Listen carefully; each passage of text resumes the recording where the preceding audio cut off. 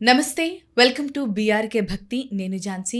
ప్రస్తుతం మన స్టూడియోలో మనతో పాటు ఉన్నారు డాక్టర్ రంగి కమల గారు. మరి అమ్మని అడిగి మనకున్న సందేహాలన్నిటిని కూడా నివృత్తి చేసుకుందాం. నమస్కారం అమ్మ. నమస్తే అమ్మ. అమ్మ, జనరల్గా పూజలు వ్రతాలు అలా రెగ్యులర్గా ఆచరించే వారికి కొంతమంది, అప్పట్లో అయితే చాలా మంది, ఇప్పుడు కొంతమంది మౌనవ్రతం పాటిస్తూ ఉంటారమ్మా, వారంలో ఏదైనా ఒక రోజు. సో అలా పాటించడం వల్ల కలిగే ప్రయోజనాలు ఏంటమ్మా? అసలు ఎందుకు పాటించాలి? శ్రీమాత్రే నమః. చాలా మంచి క్వశ్చన్ అమ్మ. ముఖ్యంగా ఆడవాళ్ళు ఎంత మౌనంగా ఉంటే అంత ప్రయోజనం ఉంటుంది. వంట చేస్తున్నటువంటి సమయంలో అష్టావధానం చేశారనుకోండి, ఒక దాంట్లో ఉప్పు ఎక్కువ వేస్తారు, ఒక దాంట్లో కారం ఎక్కువ వేస్తారు, వంట స్పాయిల్ అదే ఉంటుంది. తర్వాత మర్చిపోవడం అనేటువంటిది వస్తుంది. మనకు జ్ఞాపక శక్తి పెరుగుతుంది మౌనంగా ఉండడం వల్ల. జ్ఞాపక శక్తి ఎంత మౌనంగా ప్రతిరోజు కూడా ఒక టైం పెట్టుకోవాలి, ఒక గంట సేపు నేను మాట్లాడకుండా ఉంటాను అని చెప్పేసి. ఉన్నటువంటి సమయంలో మనం ఆఫీస్కే వెళుతున్నారనుకోండి, బాక్స్ మర్చిపోయినానా, వాటర్ బాటిల్ పెట్టుకున్నానా, అసలు ఏది కావాలి, సెల్ మర్చిపోయి వచ్చానంటారు, కొంతమంది ఛార్జర్ మర్చిపోయినానంటారు. దీనికి కారణం ఏంటంటే మనం మౌనంగా ఉండి అన్నీ పెట్టుకునేటువంటి సమయంలో ఇంకొక దాని మీద ఆలోచన చేయకూడదు. మన మనసు ఒకటే దాని మీద నిమగ్నమై ఉండాలి అని చెప్పేసి అంటే మౌనవ్రతం చేయాలి. దానికి కొంతమంది మంగళవారం అని, శుక్రవారం అని కూడా ఈ రోజుల్లో పెట్టుకుంటున్నారు.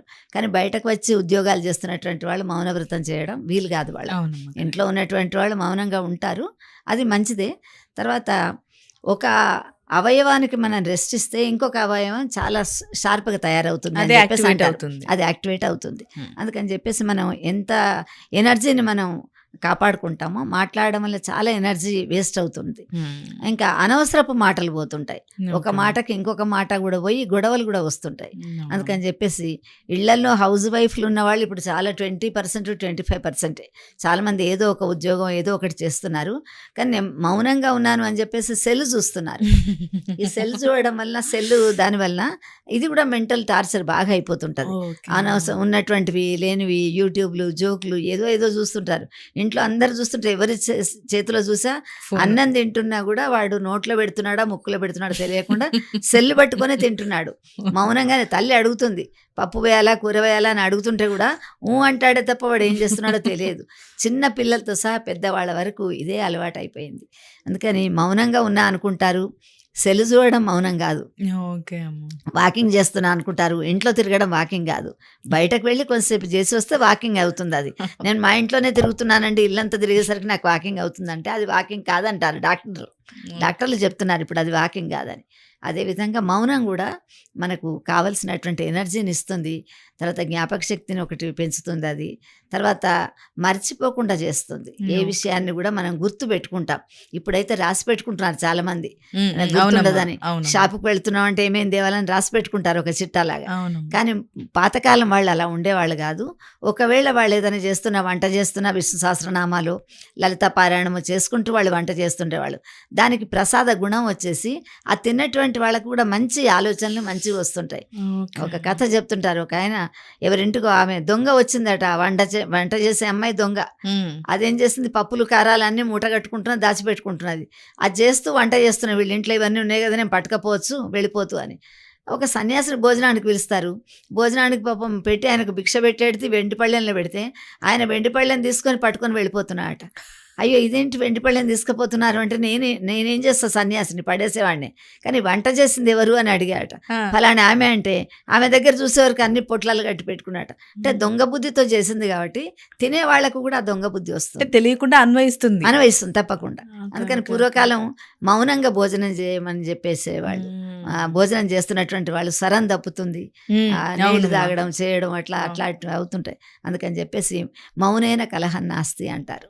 మౌనంగా ఎంత బాగా, ఇప్పుడు అత్తవారింటికి వెళ్ళగానే ఇంట్లో అమ్మ ఇంట్లో చెలాయించింది ఎగురుతుంది, అక్కడికి వెళ్ళిన తర్వాత నేను చేయను నేను పెట్టను అని చెప్పేసి అన్నదనుకోండి, వాళ్ళు ఏంటి ఈ అమ్మాయి మంచి సౌమ్యమైన కుటుంబం నుంచే వచ్చింది, ఒక్కతే అమ్మాయి బాగానే ఉంది అనుకుంటారు.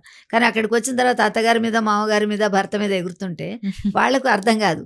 అందుకని ఆ మౌనంగా ఉండడం, వాళ్ళు చెప్పినటువంటిది వినడం, చేస్తే చేశారు లేకుంటే లేదు. ఉమ్. కానీ సరే ఓకే అన్నిటికీ ఓకే నేర్చుకుంటే చాలా మంచిది అని చెప్పేసి అంటున్నారు ఇవాళ రేపు. తర్వాత మౌనం వల్ల చాలా రకాలైనటువంటి లాభాలు కూడా ఉన్నాయి మనకు. కలహాలు కానీ, ఆ పలానా ఆమె ఆ మాట మాకు చెప్పింది అన్నారు, ఇంటింటికి వెళ్ళడం, కబుర్లు చెప్పడం, వాళ్ళ మీద వీళ్ళకి చెప్పడం, ఇలాంటివన్నీ కూడా మనకు మాట్లాడుతూనే వస్తుంది. మనం మాట్లాడకుండా హాయిగా బెస్ట్ ఫ్రెండ్ ఎవరంటే ఒక బుక్. ఓకే. ఇష్టం ఉంటే నువ్వు పని చేసుకో, ఉమ్. లేకుంటే హాయిగా ఒక పుస్తకం చదువుకుంటూ కూర్చో, ఎంత నాలెడ్జ్ వస్తుంది. అందుకని చెప్పేసి మన వాళ్ళు పారాయణాలు బాగా చేసేవాళ్ళు. ఇప్పుడు కూడా మనకు సాయి పారాయణం అని పెట్టుకుంటారు, దత్తాత్రేయ నవరాత్రులు అయితే పారాయణం అని చేస్తారు, తర్వాత సుందరకాండ పారాయణం, దుర్గా సప్తశతి పారాయణం. ఇట్లా మన నవరాత్రులలో వాటప్పుడు మనం మాట్లాడకూడదు అని అంటే మనం ఏం చేస్తాం, పొద్దున్న లేసి స్నానం చేసి పారాయణం చేసుకుంటాం. ఆ పారాయణం చేసినంతసేపు మనస్సు ప్రశాంతంగా ఉంటుంది, ఆ శక్తి కూడా మనకు ఎనర్జీని ఇస్తుంది. అందుకని మౌనం చాలా మంచిది. మౌనంతోనే ఈ నోములు వ్రతాలు కూడా వాటితోనే వచ్చినాయి అన్నమాట. రేపు ఏం చేసుకోవాలి, రేపటికి పూజా విధానానికి ఏం పెట్టుకోవాలి, ఏం చేయాలి అనేటువంటివి కూడా తయారు చేసుకోవాలి. సరిగ్గా పూజ కూర్చునే సమయానికి ఆ పండితుడు అక్కడికి వచ్చినటువంటి వాడు ఆచార్యుడు, అమ్మ ఇది లేదా అంటే అయ్యో తీసుకురాలేదండి, కొబ్బరికాయ మర్చిపోయాను అంటారు. అందుకని మౌనంగా ఉండడం వల్ల మనం ఏమేం తెచ్చుకోవాలి, ఏమేం పెట్టుకోవాలి, ఆయన ఏం చెప్పారు తెచ్చుకోమని, ఇదంతా కూడా గుర్తుంటుంది. కానీ మౌనం ముఖ్యంగా ఆడవాళ్ళకు చాలా మంచిది, అందరికీ మంచిది. ఆడవాళ్ళు ఇంకా చాలా సౌమ్యంగా ఉంటే వాళ్ళ మీద లక్ష్మి ఆవరించి ఉంటుంది అనమాట. లేకుంటే ఆ జ్యేష్ఠాదేవి వచ్చింది అని చెప్పేసి అంటారు. ఆ కలహాలు పెట్టేటువంటి వాళ్ళతో చాలా భయపడుతుంటారు, ఇంత అరుస్తుంది ఏంటి ఈమె అనవసరంగా. ఎందుకంటే స్త్రీకి ఎనర్జీ అనేక రకాల పోతుంటుంది, దానికి తోడు మాట్లాడిందంటే ఇంకా ఎనర్జీ పోతుంది. అందుకని చెప్పేసి ఎంత మౌనంగా ఉంటే అంత మంచిది. అమ్మ, మరి జనరల్గా చాలా మందికి మౌనవ్రతం పాటించాలి అంటే కొంచెం కష్టం అవుతుందమ్మా. సడన్గా వాళ్ళు చెప్తే అరే మేము చెయ్యాలా, ఇన్ని రోజులు చేయలేదే అని ఒక చిన్న ఆలోచన ఉంటుందమ్మా. అలాంటి వారికి ఏం చెప్తారు? అలాంటి వాళ్ళకి ఇప్పుడు ఉద్యోగాలు చేస్తున్న వాళ్ళైతే ఆ కంప్యూటర్స్ దగ్గర వాటి మీద కూర్చొని వాళ్ళు చేస్తున్నప్పుడు మౌనంగానే ఉంటారు, పని చేసుకుంటారు. ఒకసారి మాట్లాడాలనిపిస్తే లంచ్ టైంలో కలుసుకుంటారు అందరు, ఒక అరగంట సేపు. బ్యాంక్ వాళ్ళు కానివ్వండి, బ్యాంకులో మనకు లంచ్ టైం అని ఉంటుంది ప్రతి వాళ్ళకు. ఆ లంచ్ టైంలో వచ్చేసి మాట్లాడే మాటలు కాసేపు మాట్లాడుకుంటారు, మళ్ళీ తర్వాత వచ్చేసి మౌనంగా.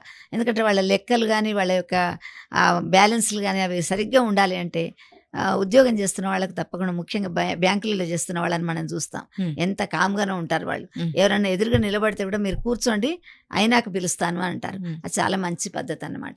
ఈ మౌన వ్రతం ఇళ్లలో చేసేటువంటి వాళ్ళ వ్రతాలు, నోములలో వాళ్ళు పారాయణాలు చేస్తుంటారు, వాళ్ళకి అవుతుంటుంది. మనకు చేస్తున్నది ఏంటంటే ఉద్యోగమే మనకు పెద్ద ధర్మం ఇప్పుడు ఈ రోజులలో చేస్తున్నటువంటి. అందుకని చెప్పేసి వర్క్ ఈజ్ వర్షిప్ అంటారు. ఈ వర్క్ ఏదైతే మనకు వర్షిప్ లాగా మనం అనుకుంటున్నామో ఆ వర్షిప్ ఉన్నటువంటి సమయంలో అప్పుడు పక్క వాళ్ళతో మాట్లాడితే చేసినటువంటి షీట్ ఏదైనా పాడైతే మళ్ళీ అక్కడ ఉన్నటువంటి ఆ మేనేజర్తోనో లేకుంటే బాస్తోనో తిట్లో ఏమమ్మా ఎక్కడ మనసు పెట్టుకొని చేసావు, ఎవరితో మాట్లాడుతూ చేసావు అని అడుగుతుంటారు.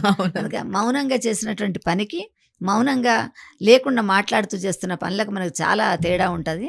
అష్టావధానాలు చేసుకుంటూ చేసినటువంటి సమయంలో ఏదో ఒకటి దోషం తగులుతుంది, ఏదో ఒకటి మర్చిపోతుంటాం. వచ్చిన తర్వాత బాక్స్ మర్చిపోవడం, ఇది మర్చిపోవడం, ఇట్లాంటివి చూస్తుంటాం. అందుకని చెప్పేసి బస్సు మిస్ కావడం, టైం పెట్టుకోకపోవడం, ఛార్జ్ పెట్టుకోకపోవడం, ఇవన్నీ కూడా దేనివల్ల వస్తున్నాయంటే మనం మౌనంగా ఉండకపోవడం, ఇంకొక దాని మీద కాన్సన్ట్రేషన్ చేయడం అనేటువంటిది. రేపు అనగానే ఇప్పుడు కొంతమంది టీచర్స్, లెక్చరర్స్ ఉంటారు, రేపు ఏ పాఠం చెప్తామన్నది రాత్రి వాళ్ళు కూర్చొని చదువుకుంటారు. కానీ మౌనంగా ఉండాలి అని అంటే వాళ్ళకి తెల్లవారుజామున బ్రాహ్మీ ముహూర్తం అంటారు. అప్పుడు సరస్వతీదేవి ఎవరింట్లో మనం మంచంలోంచి లేసా లేవకుండా లైట్ వేసుకోవాలి. 4:30కు లేసేసి అది వేసుకుంటే సూర్యోదయానికి ముందు ఎవరైతే లేస్తారో వాళ్లకు. తర్వాత ఈ వ్రతాలలో కూడా ఏం చేస్తారంటే కామిడి పున్నమ్మ వరకు, ఇది సంక్రాంతి రథసప్తమి నుండి లేకుంటే సంక్రాంతి నుండి కల్ప పండుగ మొదలు కామిడి పున్నం వరకు అని చెప్పేసి ఆడపిల్లలకు, పెళ్లి కాని పిల్లలకు మా వైపు వ్రతం చేయిస్తారు. అంటే మౌన వ్రతం జనవరి నుంచి మార్చి వరకు. అంటే ఏ వ్రతమైనా మనం 40 రోజులు ఇప్పుడు మండలం దీక్ష తీసుకుంటారు. 40 రోజులు నువ్వు ఆ దీక్ష పట్టావంటే 41 రోజు ఆటోమేటిక్గా నీకు అది వచ్చేస్తుంది, అలవాటు అయిపోతుంది అనమాట, మండల దీక్ష అది. అందుకని చెప్పేసి ఆ పిల్లలకు కామిడి పున్నమ అని వ్రతం చేయించేసి అక్షింతలు పెడతారు. వాళ్ళు ముఖం కడుక్కొని కడప దాటకుండా, ఇంట్లోంచి బయటకు రాకుండా వాళ్ళు మౌనంగా ఉండి ఆ అక్షింతలు వేసుకున్న తర్వాత బయటకు రావాలి. అంటే ఆ అరగంట సేపు వాళ్ళు మాట్లాడకూడదు అనమాట. అట్లా ప్రతిరోజు వాళ్ళు కాముడి పున్నమ వరకు ఆ వ్రతాన్ని చేయిస్తారు. చేస్తే పిల్లలు పొద్దున్న లేసిన తర్వాత మాట్లాడరు. తర్వాత చిన్నపిల్లలు, మగపిల్లలు కానీ ఇంకా ఆడపిల్లలు కానీ ఉంటే తల్లి చదివిస్తుంది. మౌనంగా పుస్తకాలు పెట్టుకొని చదువుకోండి. రాత్రి అంతా వాడు 11 వరకు 10 వరకు చదివే వాడికి ఏం అర్థం కాదు. ఎందుకంటే కార్బన్ పేపర్ని పొద్దుట నుండి మనం వాడితే అది వెలిసిపోయిన అక్షరాలే వస్తుంది. పొద్దున్నే మళ్ళీ మనకి ఏమైతే ఛార్జ్ చేసినట్టు మన మెదడు చాలా మంచి పవర్ఫుల్గా ఉంటుంది. అప్పుడు నువ్వు ఒక అరగంట చదువుకున్నా కూడా చాలా మంచిదన్నమాట.